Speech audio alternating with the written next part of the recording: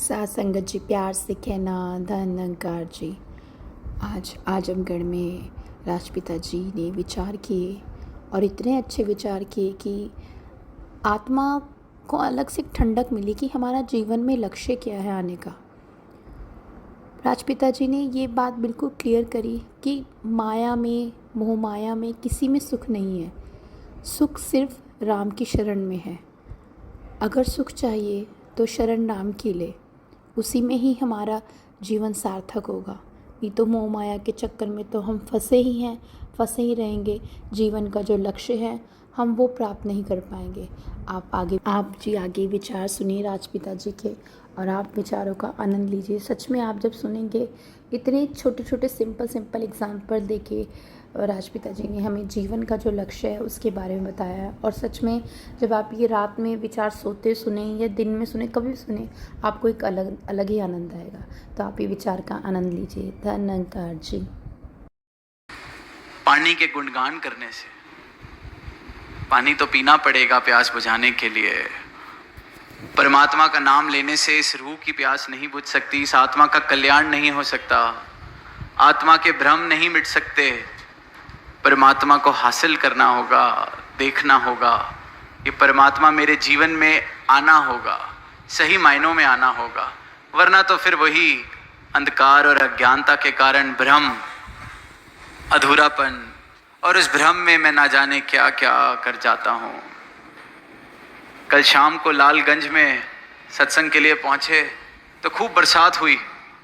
अब बरसात तो हो ही रही थी, पर बहुत ज़ोर से रास्ते में भी और उस सत्संग के दौरान भी बिजली, खूब ज़ोर से बिजली कड़क रही है, बरस रही है। तो मन में ख्याल आया कि ये तो विज्ञान के कारण आज इंसान समझ चुका है कि बिजली किस कारण से बनती है। वही विज्ञान है जिस कारण से इलेक्ट्रिसिटी, बिजली हम घर में जिसका उपयोग करते हैं। वरना जब तक इंसान को इस बात का ज्ञान नहीं था तो इंसान डरता था बिजली से। अभी भी जब जोर से कड़कती है तो एक बारी के लिए ध्यान जाता है कि पता नहीं क्या हो गया, जबकि मालूम है कि एक वैज्ञानिक कारण है इसके पीछे। पर जब ये बात नहीं पता थी इंसान को कुछ सदियों पहले, तो इंसान की हालत सोचें, कितना डरता होगा इस बिजली से। और वहीं ये भ्रम था, क्योंकि उसके पीछे का ज्ञान नहीं था। तो भ्रम के कारण सोचता था कि आसमान में बैठे हुए देवता नाराज हो गए हैं, हमसे कुछ पाप हो गया है। और फिर डरता ठरता, हे देवता हमें माफ कीजिए। पता नहीं कितने यज्ञ किए ऊपर बैठे देवता को शांत कराने के लिए, शायद बलियां भी चढ़ा दी होंगी ऊपर वाले देवता को शांत कराने के लिए। अब जब भ्रम मिटा, ये ज्ञान हुआ, तब ऊपर तो कोई देवता बैठा नहीं जो बिजली फेंक रहा है इंसान पर नाराज होके उससे। क्योंकि ज्ञान, रोशनी, इसी प्रकार अंधकार और अज्ञानता सिर्फ और सिर्फ भ्रमों का कारण बनती है। और आज भ्रमों के कारण ही, अज्ञानता के कारण ही इंसान से वैर कर रहा है। जात पात के इस रोग से, इस रोग का मरीज बना हुआ है अज्ञानता और भ्रम के कारण। और वहीं सद्गुरु फिर ये रोशनी देते हैं, इस शाश्वत की, शाश्वत सत्ता की रोशनी, इसका ज्ञान। और फिर भ्रम मिट जाते हैं, जीवन में प्रेम आ जाता है। कुरुक्षेत्र के मैदान का भी जिक्र सुना आज सत्संग में कि अर्जुन को दृष्टि मिली, नजर मिल गई कुरुक्षेत्र के मैदान में। अब वो अर्जुन जो इतनी उच्च कोटि का योद्धा, हम सब ने सुनी है वो कहानी के मछली की आंख को साधा और तीर मार के उसकी आंख को आर पार कर दिया उस तीर से। तो आंख और नजर तो बहुत पहले से ही होगी, फिर भी कहा कि नजर मिली। कौन सी नजर?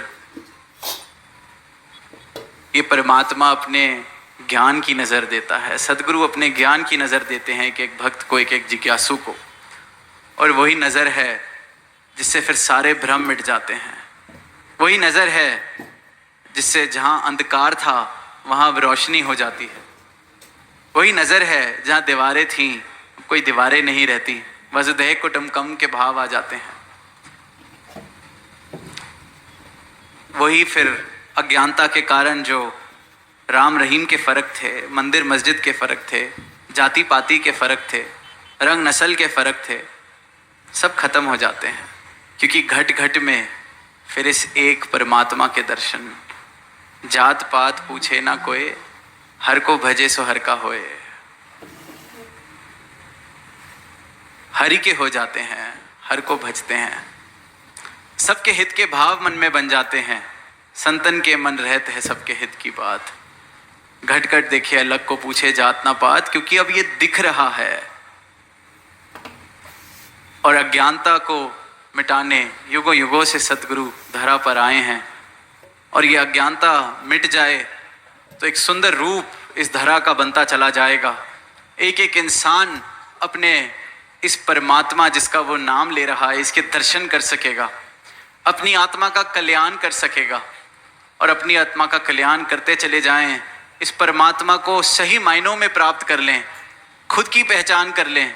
और जब खुद की पहचान हो जाए, इस परमात्मा को प्राप्त कर लें, तो फिर जीवन में प्रेम ही प्रेम प्रवेश कर जाता है।